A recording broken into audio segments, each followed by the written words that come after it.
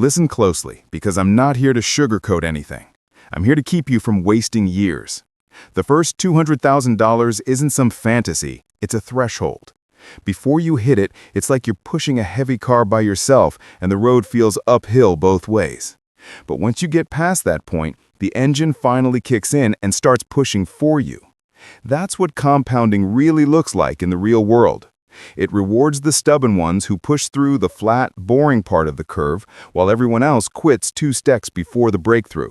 If you want your future self to respect you, stop treating money like a mood. Start treating it like physics. Physics doesn't negotiate, it just reacts to inputs over time.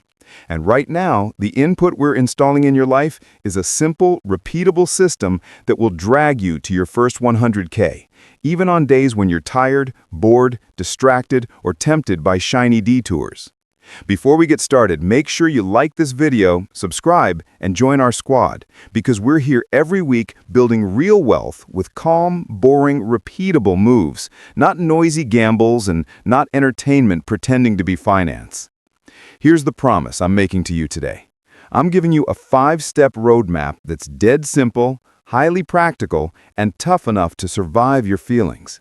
You won't need exotic products, you won't need perfect timing, you will need a small amount of courage to keep doing obvious things longer than most people can tolerate. If you can do that, the math and the years will take care of the rest. Let's lock in the mindset first. Being rich isn't a look. It's the accumulation of decisions that stop leaking, start compounding, and stay unexciting. If you can learn to love unexciting, the rest of your life gets very exciting. Step 1, whether we label it on screen or not, is to manufacture a surplus on schedule. Not try to save, manufacture.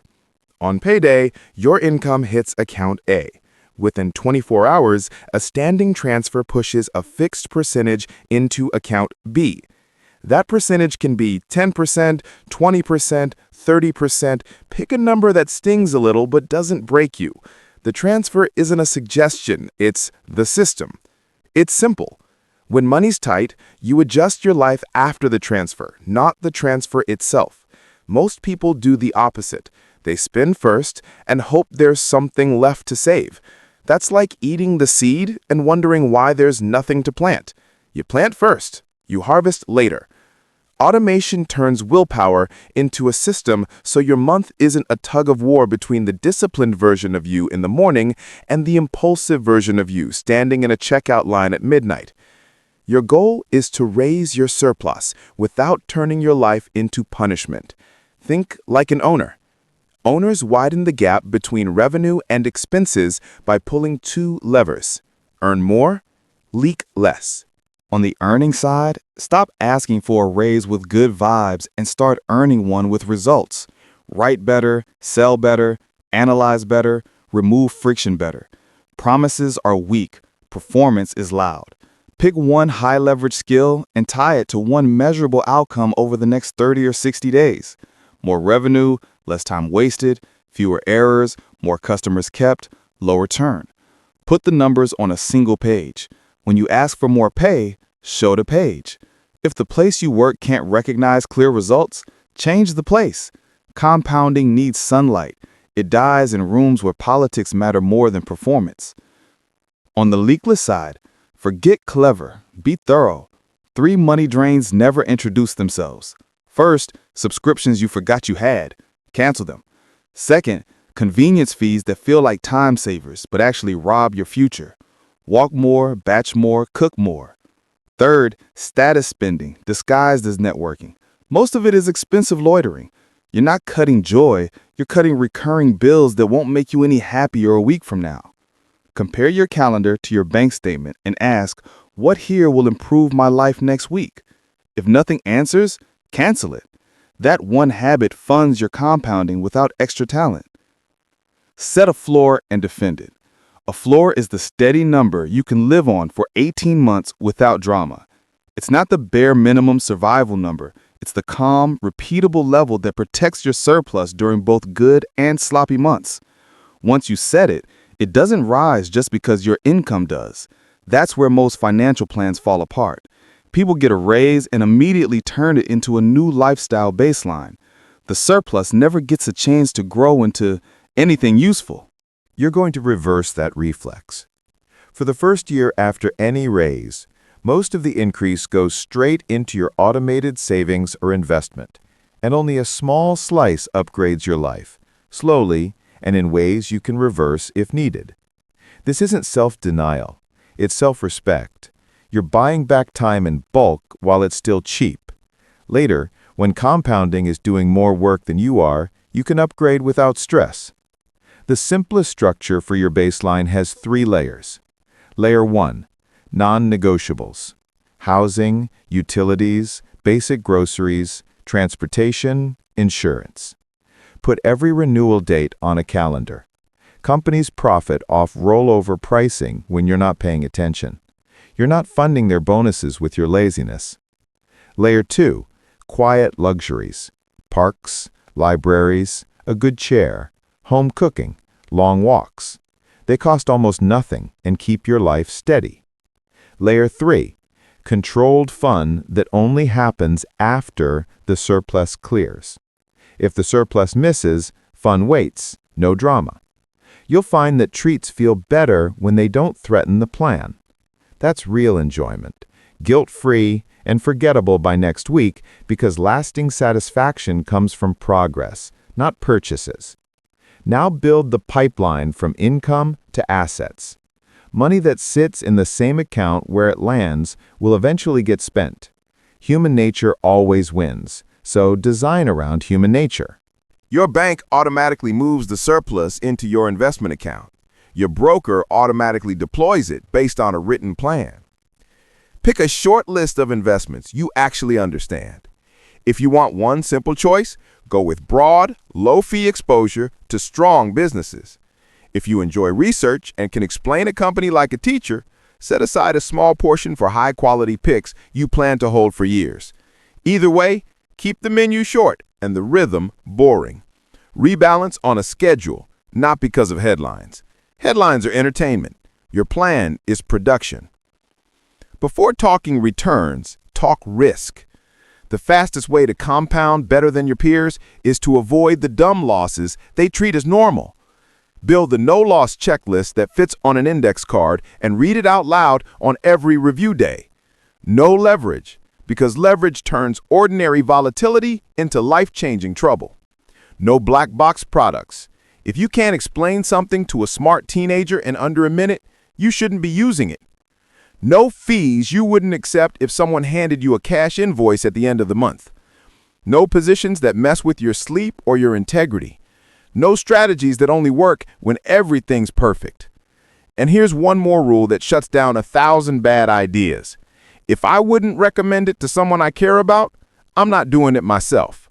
That line keeps you from making the self-serving exceptions that drain accounts behind a fancy facade.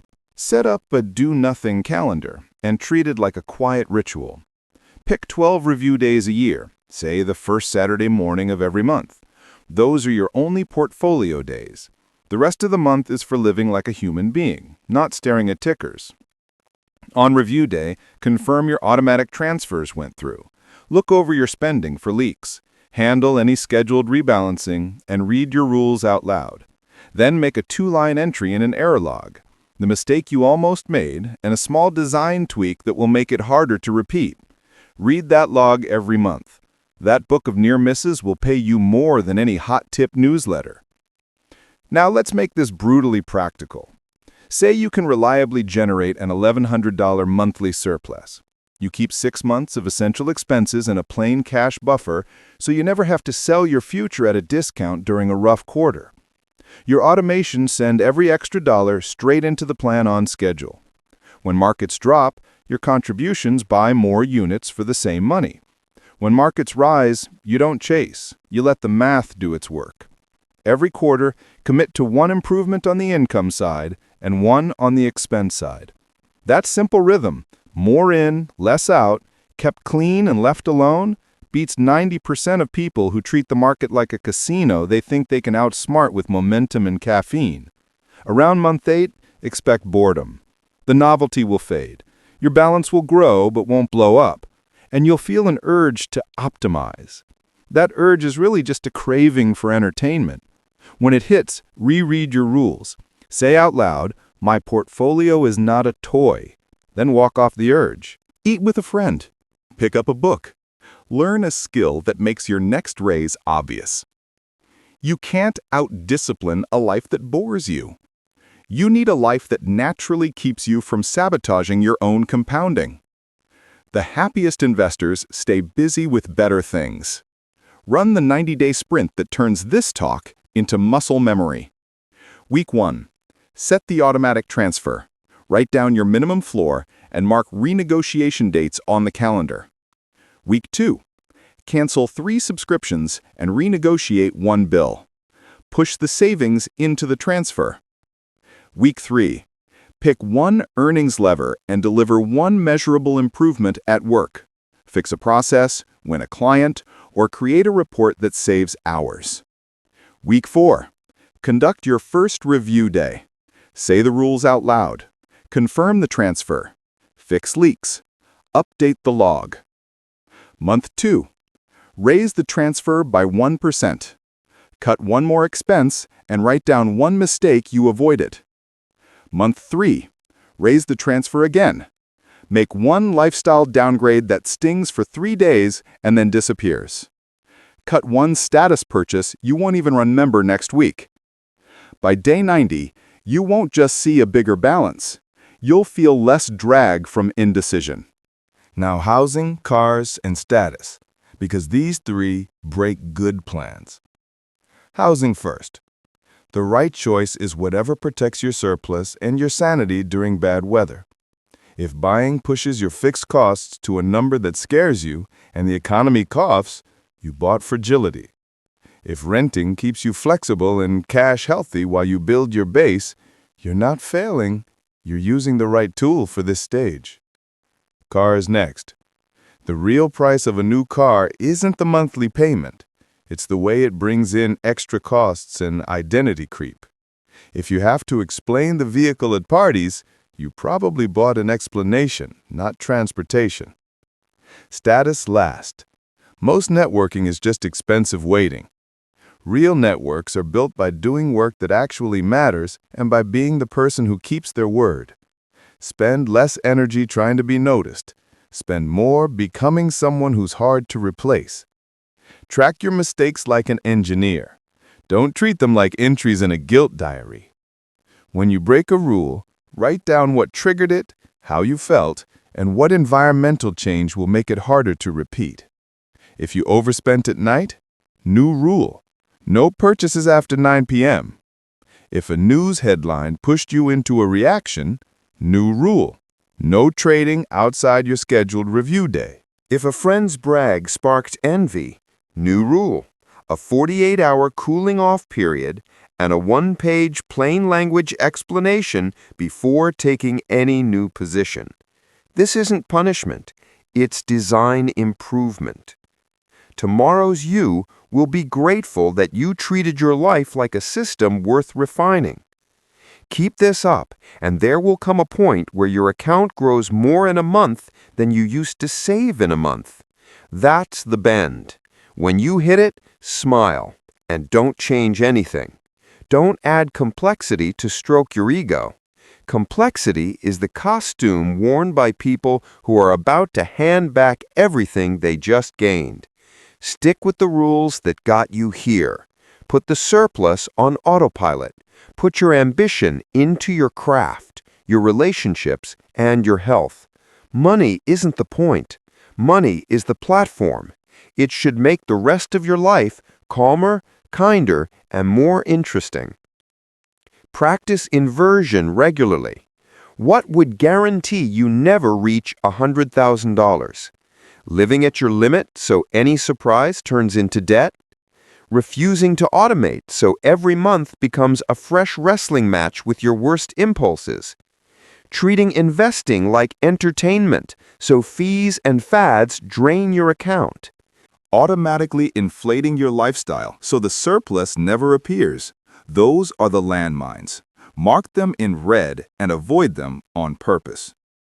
Identity locks in behavior better than motivation. Start talking like the person you're becoming. I pay the future first. I live below my ceiling on purpose. I invest by rules, not moods. I check once a month. Your words lay the track that your decisions follow. Tell your friends you're in your walk-in coffee era because you're buying time. Tell your coworkers you're in calendar mode because you ship better work that way. When you're not staring at price quotes, you're not preaching, you're programming yourself. Let's strengthen the surplus engine with tactics that don't require superstar talent. Cell friction removal. Every organization leaks time and patience. If you can shorten cycles, cut down errors, or make decisions clearer, you become more valuable immediately. Keep a wins document with before and after snapshots, hours saved, revenue earned, churn reduced, customer complaints eliminated. Review it monthly and bring it to compensation discussions. If your manager shrugs it off, that document becomes your ticket to a better job. Progress dies in places where value is invisible. Plug leaks with straightforward habits. Walk instead of ride when possible. Batch errands. Cook 3 more meals a week using a short list of staple ingredients. Rotate a few high-value, low-cost dishes so you're not reinventing dinner every night. Do a weekly 10-minute money check. Look back at the last 7 days, cancel anything that renewed automatically, and move that reclaimed money into your next automation cycle. Schedule one permission purchase a month, something small but meaningful, so your brain doesn't confuse discipline with deprivation. Systems that feel humane survive. Treat your investment rules like operating procedures. Choose an allocation that lets you sleep at night. If you prefer simplicity, stick to broad, low-fee options. If you have the skill and patience, keep a small portion for great companies at fair prices and hold them as if you actually bought the entire business. Rebalance on schedule. If you want to chase curiosity, test it on paper first. Track the idea for 90 days without spending a dollar. If you still like it after 90 days and it fits your written criteria, then act. Delayed action filters out hype dressed up as insight. Tighten your no-loss checklist with 2 more rules. Don't act today if you wouldn't have believed the idea yesterday. And if you need to brag about it for it to feel worthwhile, skip it. The first rule kills panic and FOMO. The second kills ego trades. Both keep you from paying tuition to the market for lessons you already learned. Create a review ritual you actually enjoy. Make a drink you like. Sit at a clean table and open your rules before you open any charts. Confirm transfers, scan for leaks, adjust only what the calendar tells you to adjust. Write 2 lines in your log and close the laptop. 10 to 20 minutes max. Reward yourself for ending the session quickly. The goal isn't to be entertained by your money, the goal is to be managed well by your system. A small environment audit pays off forever. Remove your investing apps from your home screen. Bury your shopping apps in a folder called Do I Really? Put your written rules and your surplus target on the first page of your notes with a star next to them. Follow your thumb, not your intention. Your thumb goes where the icons are. Change the icons, and you quietly change your future. 2 saboteurs will keep knocking: urgency and certainty. Urgency says, now or never. Your answer? I act on my calendar. Certainty says, this time I just know. Your answer? If I truly know, it'll still be true next month. We don't negotiate with saboteurs. We outsmart them with systems. You'll be tempted to make your plan more clever as your balance grows. Don't. Clever works clean at the start and leaves a mess later. Simple survives. Your 5 moves are still your 5 moves. Create a surplus, defend a floor, automate into simple assets, avoid stupid losses, and stay put by rule. If you want excitement, add it outside your finances. Build strength, learn an instrument, Read difficult books. Love better. Money is the foundation. Your life is the house. At the end of each month, write a one-page letter to your future self as if you're running a company. Your money is the company. What went right, what you fixed, what you're focused on next, numbers, dates, rules.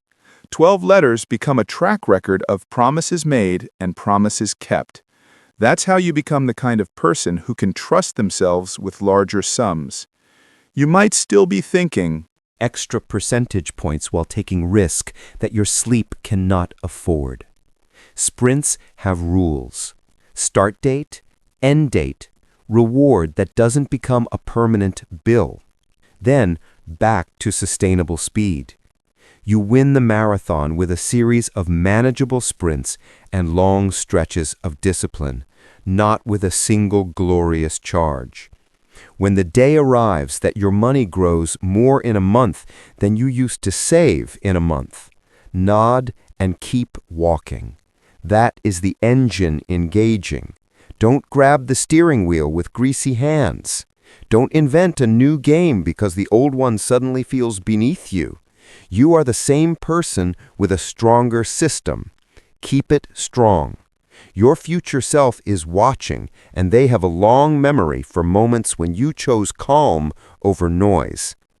Let's close with 3 sentences you can carry in your pocket and say when temptation shows up. 1. I pay the future first. 2. I don't raise my floor by default. 3. I invest by rule and I check on schedule. That's it. If you do those 3, the rest of the tactics are just refinements. Now, take the smallest possible action while your attention is sharp. Raise your standing order by 1%. Put your first monthly review on the calendar for the next Sunday morning. Text a friend, walk in coffee this weekend. I'm on the 100K plan. You don't need a ceremony. You need a start. Boring is beautiful. Boring is how foundations are poured. And foundations are the only part of the house that never goes out of style.